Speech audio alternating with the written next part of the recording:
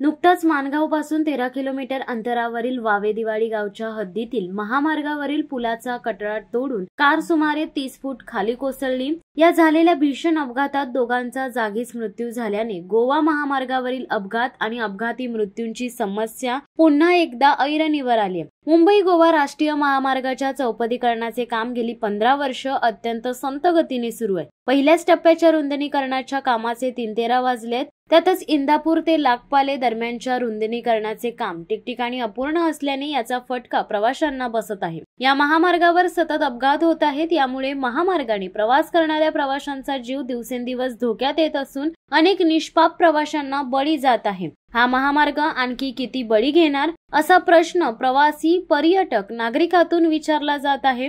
रायगडसह कोकणच्या विकासाचा महामार्ग ठरणाऱ्या मुंबई गोवा महामार्गावरून दिवसेंदिवस महाराष्ट्रासह अन्य राज्यातूनही पर्यटक मोठ्या प्रमाणात येत आहेत। तसेच या मार्गाने प्रवाशीही मोठ्या संख्येने प्रवास करतायत। त्यामुळे महामार्गावर वाढते अपघात होत आहेत। प्रवासी नागरिकांना काही ठिकाणी या महामार्ग रुंदीकरणाच्या कामाचा नाहक फटका बसत असून अनेक लोकांचे दरम्यानच्या प्रवासात प्राण गेले आहेत। दुसऱ्या टप्प्याचे काम देखील संथ गतीने सुरू असल्याने मुंबई गोवा महामार्गाच्या चौपदरीकरणाच्या नावाने कोकणात शिमगा चालू आहे। माणगाव ते इंदापूर दरम्यान 10 किलोमीटर अंतरात अनेक ठिकाणी अरुंद मोऱ्या आहेत, तर काही मोऱ्यांना संरक्षित कठडे नाहीयेत। तसेच रस्त्यालगत मोठ्या प्रमाणात झाडे वाढली आहेत। त्यामुळे या दरम्यान अपघात मोठ्या प्रमाणात होत आहेत। इंदापूर ते टेंपाले दरम्यान महामार्गाचे काम अनेक ठिकाणी अपूर्ण आहे।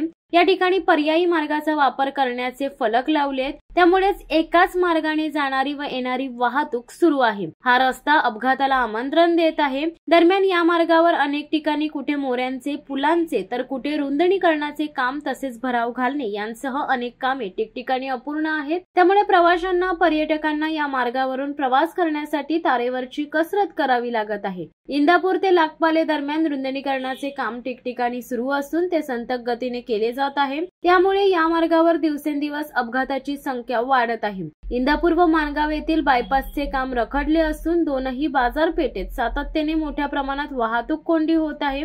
मुंबई गोवा राष्ट्रीय महामार्ग धोकादायक असल्याचे दस्तूर खुद्द रायगड जिल्हा प्रशासनालाच मान्य आहे आणि हीच धोकादायक परिस्थिती विचारात घेऊन गेल्या 20 नोव्हेंबर रोजी कोकणात मतदानाकरिता येणाऱ्या मतदार चाकरमान्याच्या वाहनांचा प्रवास निर्विघ्न व्हावा याकरिता गणेश उत्सवाप्रमाणेच जड अवजड वाहनांची वाहतूक जिल्हाधिकाऱ्यांच्या विशेष आदेशान्वये बंद ठेवण्यात आली होती। जिल्हा प्रशासनाकडून गोवा महामार्गावरील निर्विघ्न प्रवासासाठी तात्पुरत्या बंदी आदेशाचा अवलंब करण्यात येत। मात्र महामार्गाचे काम पूर्ण करून महामार्ग बिनधोक करण्याकरिता गेल्या 15 वर्षात कायमस्वरूपी कार्यवाही का केली नाही असा सवाल चाकरमान्यांचा आहे। शिवसत्ता टाइम्स न्यूज ब्युरो, रायगड।